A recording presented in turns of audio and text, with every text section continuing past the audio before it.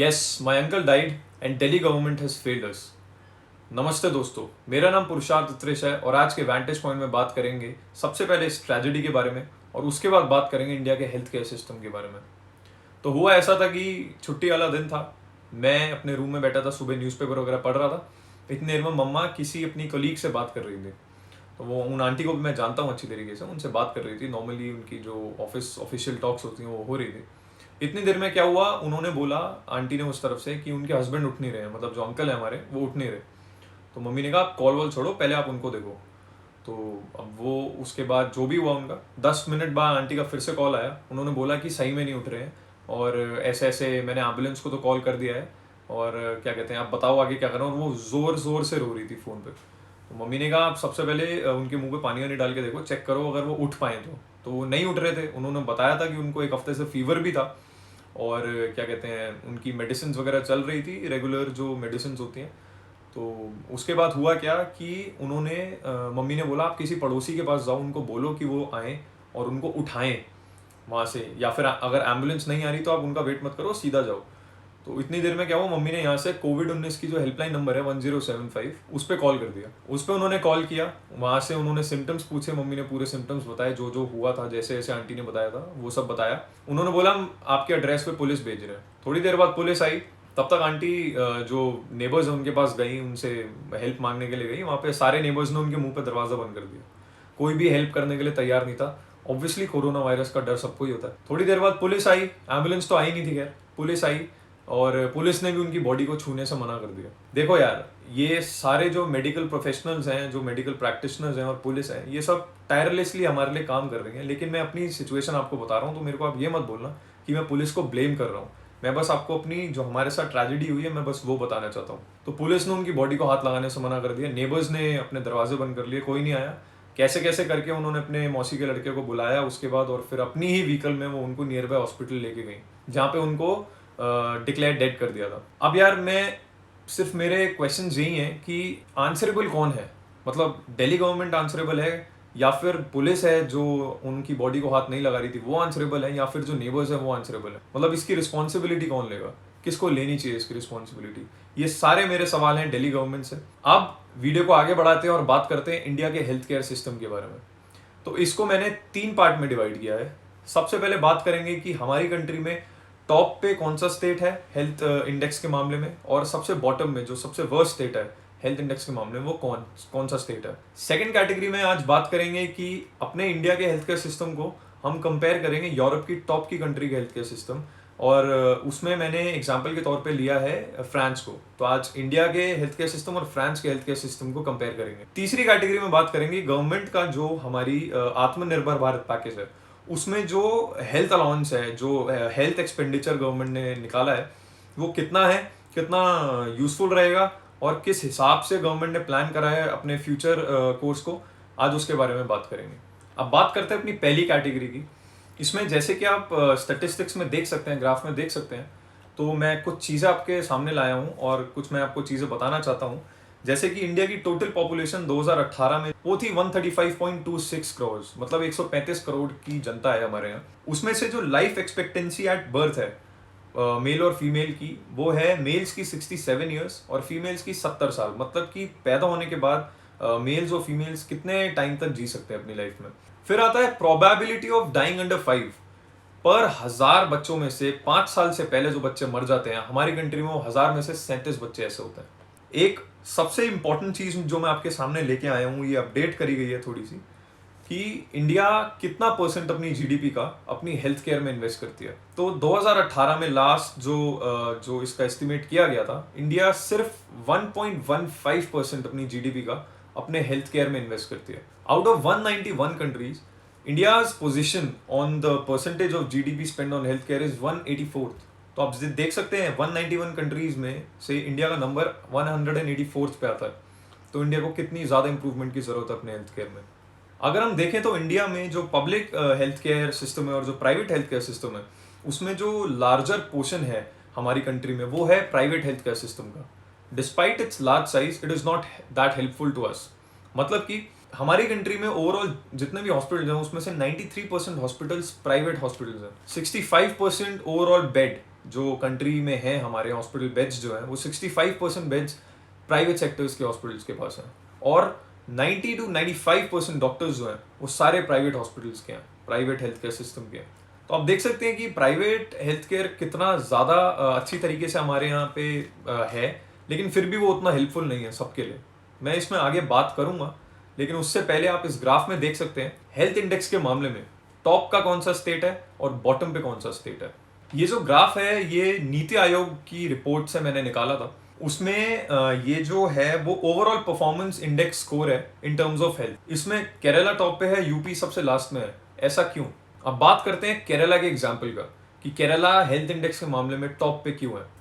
तो केरला ने अपनी जो उनका हेल्थ इंफ्रास्ट्रक्चर है, जो हेल्थ केयर सिस्टम है, उसमें अच्छी तरीके से इन्वेस्ट किया हुआ है। मैं आपको बता दूं केरला में 90.9% लोग पढ़ना लिखना जानते हैं, मतलब कि जो टोटल पॉपुलेशन है उसमें से 90% लोग पढ़ना लिखना जानते हैं। इनफैक्ट जो नेशनल लिटरेसी रेट है हमारे यहाँ पे वो है 65%, और सोचो केरला का 90.09% है, हमारे नेशनल एवरेज से भी कितना ज़्यादा। एक ये भी रीज़न है कि वहाँ पे लोग अवेयर हैं, और एक और स्ट्राइकिंग फैक्टर यहाँ पे ये आता है कि केरला के लोग प्राइवेट हेल्थ केयर सिस्टम में ज़्यादा भरोसा रखते हैं as compared to public health care system. ये सोच वैसे तो खतरनाक है, हमें ये सोच बदलनी पड़ेगी, इस पे भी आगे बात करेंगे, लेकिन अभी बात करते हैं जो करंट सिनेरियो है। केरला की पॉपुलेशन है 3.5 करोड़, और उस 3.5 करोड़ की पॉपुलेशन के हिसाब से केरला के पास जो हॉस्पिटल्स हैं वो 135 हॉस्पिटल्स। मैं आपको बता दूं इसमें मैं वेलनेस सेंटर्स और कम्युनिटी हेल्थ सेंटर्स की बात नहीं कर रहा, मैं सिर्फ हॉस्पिटल्स की बात कर रहा हूँ। तो 3.5 करोड़ की पॉपुलेशन के लिए केरला के पास 135 हॉस्पिटल्स हैं। अगर इसको हम कंपेयर करते हैं यूपी के साथ, जो ग्राफ में सबसे नीचे है, तो यूपी की 23 करोड़ पॉपुलेशन है और somewhere around they have 100 hospitals. मतलब कि 23 करोड़ की पॉपुलेशन के लिए यूपी के पास सिर्फ 100 हॉस्पिटल्स हैं, वेरएज केरला में 3.5 करोड़ की पॉपुलेशन जो यूपी से बहुत कम है, उसके हिसाब से उनके पास 135 हॉस्पिटल्स हैं। तो आप देख सकते हैं कि केरला क्यों ऊपर है और यूपी क्यों नीचे है। केरला ने अपनी प्राइमरी हेल्थ केयर सिस्टम में बहुत अच्छी तरीके से इन्वेस्ट किया हुआ है। अब बात करते हैं अपनी दूसरी कैटेगरी के बारे में, जिसमें हमने इंडिया के हेल्थ केयर सिस्टम को कंपेयर किया है फ्रांस के हेल्थ केयर सिस्टम से। तो जैसे कि आप ग्राफ में देख ही सकते हैं, मैं पूरा ग्राफ तो रीड आउट नहीं करूंगा, बट मैं एक जो इसमें मेन पॉइंट्स है वो आपके सामने लेके आना चाहता हूँ। फ्रांस की पॉपुलेशन है 6 करोड़ 52 लाख, और सबसे इंपॉर्टेंट चीज जो इस ग्राफ में मैं आपको बताना चाहता हूँ वो ये है कि percentage of GDP in terms of health, France कितना खर्च करती है अपनी हेल्थ में, अपने कितना परसेंट जीडीपी खर्च करती है अपनी हेल्थ में, वो है 11.3%। अब आप देख सकते हैं इंडिया का कहाँ 1.15% था और फ्रांस का 11.3% है। तो एक ये भी रीजन है कि फ्रांस का हेल्थ केयर सिस्टम इतना एडवांस्ड है। देखो यार, इसमें एक चीज और मैं बताना चाहता हूँ कि आप पॉपुलेशन देख सकते हैं, इंडिया की 135 करोड़ पॉपुलेशन है और फ्रांस की सिर्फ 6.5 करोड़ पॉपुलेशन है। तो पॉपुलेशन एक इंपॉर्टेंट फैक्टर है यहाँ पे। और लास्ट ईयर की इंडिपेंडेंस डे स्पीच में जो हमारे प्रधानमंत्री हैं नरेंद्र मोदी, उन्होंने बोला था कि पॉपुलेशन कंट्रोल हमें इंडिया में करना पड़ेगा। उन्होंने बात करी थी इसके बारे में, लेकिन अब आप देख सकते हैं कि ये 2022 से पहले, मेरे हिसाब से 2022 से पहले पॉपुलेशन कंट्रोल बिल आ नहीं सकता, क्योंकि 2021 में तो सेंसस है। जब वो सेंसस आएगा फिर वो अपडेट होगा, उसके बाद लोकसभा में बिल पास होगा, फिर इसको स्क्रूटिनी के लिए राज्यसभा में भेजेंगे, लास्ट में प्रेसिडेंट अपना असेंट करेंगे, इस पर असेंट देंगे। तो इस हिसाब से टाइम लग जाएगा इस बिल को आने में। हो सकता है 2022 भी क्रॉस हो जाए, लेकिन इस बिल की सबसे ज्यादा अभी इस वक्त हमारी कंट्री को जरूरत है पॉपुलेशन कंट्रोल बिल की। इसमें मैं एक चीज और बोलूंगा कि जैसे ही ये बिल पास होगा ना, आप देखना कि जितने भी ऑपोजिशन लोग हैं, ऑपोजिशन में जितने भी अपनी पार्टीज हैं, वो सारे प्रदर्शन पे, सारे प्रोटेस्ट पे बैठ जाएंगे, कोई ना कोई लूप होल निकाल ही लेंगे, जिसकी वजह से ये बिल रुकेगा, अटकेगा, और वो पूरी कोशिश करेंगी कि ये बिल रुक जाए। वैसे ये काम होता है ऑपोजिशन का, बट मेरे हिसाब से ऑपोजिशन को कुछ कुछ चीज़ों में गवर्नमेंट को सपोर्ट करना चाहिए। अब बात करते हैं अपनी तीसरी कैटेगरी की, जिसमें मैंने बोला था कि जो हमारे गवर्नमेंट का नया आत्मनिर्भर भारत पैकेज है, उसमें उन्होंने हेल्थ केयर में कितना इन्वेस्ट करने का बताया है। तो 15,000 करोड़ गवर्नमेंट ने बोला है कि वो हेल्थ केयर में आने वाले टाइम में इन्वेस्ट करेंगी, जिसमें जो इन्फेक्शियस डिजीजेस लैब्स हैं वो बनेंगी, कोविड-19 की लैब हैं वो बनेंगी। मैं आपको बता दूं, जब हमारी कंट्री में पहला केस आया था तब थी एक लैब जो टेस्टिंग लैब थी। आज की डेट में हमारे पास 1000 से ज़्यादा टेस्टिंग लैब्स हैं। तो गवर्नमेंट ने इसमें तो काम करा ही है। मैं इसमें सिर्फ सेंट्रल गवर्नमेंट के लिए नहीं बोलूँगा, बट स्टेट गवर्नमेंट्स ने भी पूरा अपना जोर लगाया है। इस 15,000 हेल्थ केयर के पैकेज में एक इंपॉर्टेंट चीज़ ये भी है कि जो हमारे मेडिकल प्रैक्टिशनर्स हैं, जो कोविड-19 हीरोज़ हैं, उन लोगों को पर पर्सन 50 लाख रुपए का मेडिकल इंश्योरेंस मिलेगा, जो कि मेरे हिसाब से उनको मिलना भी चाहिए यार, क्योंकि जिस हिसाब से वो लोग टायरलेसली काम कर रहे हैं उस हिसाब से मतलब जो पेशेंट्स को वो देख रहे हैं, कैसे कैसे पेशेंट्स की देखभाल कर रहे हैं, ये चीज़ बहुत अच्छी है और उन लोगों के लिए ये बहुत अच्छा स्टेप है जो इम्प्लीमेंट अगर हुआ अच्छी तरीके से तो बहुत अच्छा रहेगा हमारे देश के लिए। अब एक बहुत ही इंपॉर्टेंट चीज़ के बारे में मैं बात करना चाहूँगा कि हमारे यहाँ पे जो पब्लिक हेल्थ केयर सिस्टम है उसको किस हिसाब से इन्वेस्टमेंट की ज़रूरत है, क्या रिफॉर्म्स आने चाहिए हमारे पब्लिक हेल्थ केयर सिस्टम में। एक रिपोर्ट के हिसाब से इंडिया में 10 लाख से ज़्यादा अनक्वालिफाइड मेडिकल प्रैक्टिशनर हैं, इसलिए मोस्टली गांव खेड़े में काम वाम करते। दूसरी तरफ हमारी कंट्री में state of the art hospitals हैं, जो प्राइवेट हॉस्पिटल्स हैं, जहाँ पे टॉप नॉच इंफ्रास्ट्रक्चर होता है, टॉप के डॉक्टर्स होते हैं और सारी चीज़ बहुत अच्छी तरीके से मैनेज करी जाती है। लेकिन अब मैं बात करूंगा, क्या ये हर कोई एक्सेस कर सकता है हॉस्पिटल्स? हमारे यहाँ 3 टाइप के लोग होते हैं। पहले जो बहुत अमीर होते हैं। एक रिपोर्ट के हिसाब से मैं आपको बताऊं तो हमारी कंट्री में जो टॉप के 1% लोग हैं ना, उन्होंने कंट्री जो बॉटम के 70% लोग हैं उनसे 4 गुना ज़्यादा वेल्थ है हमारे कंट्री में टॉप के 1% लोग के पास। तो उनके लिए तो बहुत आसान है प्राइवेट हॉस्पिटल्स में इलाज कराना, पैसा फेंको, टॉप नॉच इंफ्रास्ट्रक्चर तो है ही, टॉप की सर्विसेज उनको मिलेंगी। दूसरे टाइप के जो लोग हैं हमारे यहाँ वो है middle class families. Middle class families पूरा जोर लगाती हैं कि उनको अच्छे से अच्छी हेल्थ केयर सर्विसेज मिल सकें और वो भी प्राइवेट हॉस्पिटल्स में अपना इलाज किसी ना किसी तरीके से करा ही लेती हैं। तो वो उनको भी एक तरीके से वो भी एक्सेस कर लेती है इन हॉस्पिटल्स को। लेकिन जो हमारे यहाँ तीसरी कैटेगरी है, गरीब लोग हैं, वो कहाँ जाएंगे? आप इमेजिन कर सकते हो किसी गरीब को या फिर किसी लेबर क्लास के आदमी को या फिर बहुत ही जो गरीब तबके का आदमी है वो प्राइवेट हॉस्पिटल में जाके अपना इलाज करा पाए? ये पॉसिबल है? हम सोच भी नहीं सकते हमारी कंट्री में ऐसा होगा। अब उस गरीब का क्या करें? छोड़ दें उसे? नहीं, हक तो उसका भी है ना इंडिया के हेल्थ केयर सिस्टम पे। यही एक रीजन है जहां पे इंडिया को प्राइवेट हॉस्पिटल से हट के जो हमारे यहाँ के पब्लिक हॉस्पिटल्स हैं, जो गवर्नमेंट हॉस्पिटल्स हैं या फिर जो पब्लिक हेल्थ केयर सिस्टम है, उस पर ज्यादा इन्वेस्टमेंट करने की जरूरत है। मैं आपको एक स्ट्राइकिंग एग्जांपल बताऊं तो यूएस का percentage GDP spend health care में 17.3% है। फ्रांस का मैंने आपको बताया था 11.3 था, यूएस का 17% से ज्यादा है। फिर भी फ्रांस को अगर हम यूएस के हेल्थ केयर सिस्टम से कंपेयर करेंगे ना तो फ्रांस कुछ कुछ इंडेक्सेस में यूएस से ऊपर आता है। ऐसा क्यों है? क्योंकि यूएस में भी प्राइवेट हॉस्पिटल्स पे ज़्यादा इन्वेस्टमेंट की जाती है, वेर एज फ्रांस में पब्लिक हेल्थ केयर सिस्टम पे ज़्यादा इन्वेस्टमेंट करी जाती है। तो वहाँ के लोगों को हर एक आदमी को easily health care systems accessible हैं एज कम्पेयर टू यूएस। और इंडिया का तो आप छोड़ ही दो यार, क्योंकि इंडिया में तो गरीबों को तो वो सोच ही नहीं सकता कि वो अच्छे हॉस्पिटल में जाकर अपना इलाज करा पाए। तो ये सोच हमें बदलनी पड़ेगी। यहाँ पे हमें ज़्यादा इन्वेस्टमेंट की ज़रूरत है, वो है पब्लिक हेल्थ केयर सिस्टम।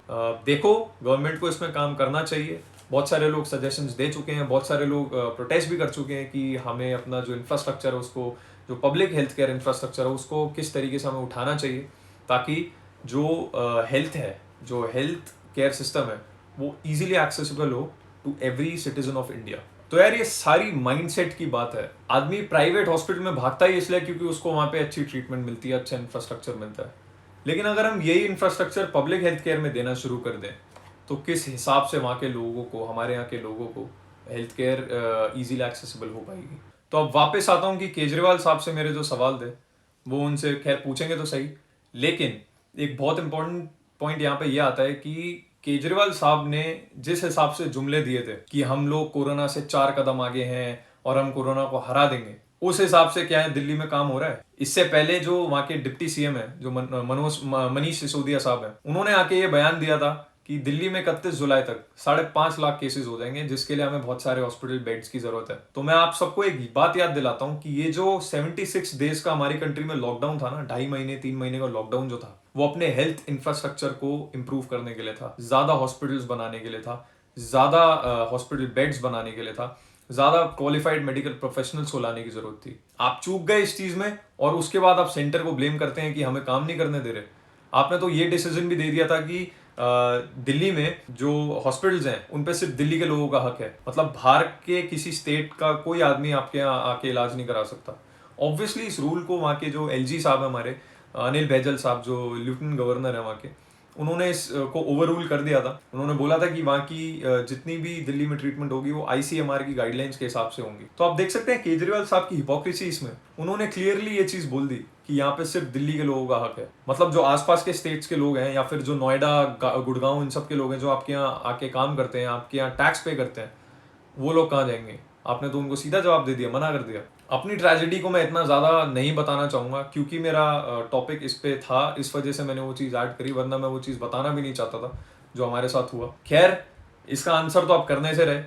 आप बस ये है कि आप जुमलेबाजी, आप जो बोलते हैं कि मोदी जी जुमलेबाज हैं, तो वो जुमलेबाजी आप भी बंद करिए, काम करिए दिल्ली के लोगों के लिए, कोरोना को कंट्रोल में करिए। इस वक्त सबसे ज़्यादा देश को ज़रूरत है आप लोगों की। आप अगर अच्छी पॉलिसीज़ लाएंगे, आप अगर अच्छी तरीके से काम करेंगे ना, तो कोरोना वायरस से हमारा देश आराम से बाहर आ सकता है। हमारी कंट्री में हमें टेस्टिंग इम्प्रूव करनी पड़ेगी, जो पर मिलियन लोगों में जो टेस्ट्स होते हैं वो इम्प्रूव करने पड़ेंगे। दिल्ली की बात करूं तो कुछ टाइम पहले तक दिल्ली दिन के सिर्फ 3,000 से 4,000 टेस्ट कर रहा था, और उस वक्त बाकी स्टेट्स 14,000 15,000 टेस्ट कर रहे थे पर डे। तो ये चीज़ हमें रैंप अप करनी पड़ेगी। अब दिल्ली को होश आ गया है, वहाँ के जो गवर्नमेंट है उसको होश आ गया है, उन लोगों ने काम करना शुरू कर दिया है। लेकिन अगर ये पहले कर लेते तो ना ही इतनी कैजुअलिटीज़ होती और ना ही इतने केसेस बढ़ते।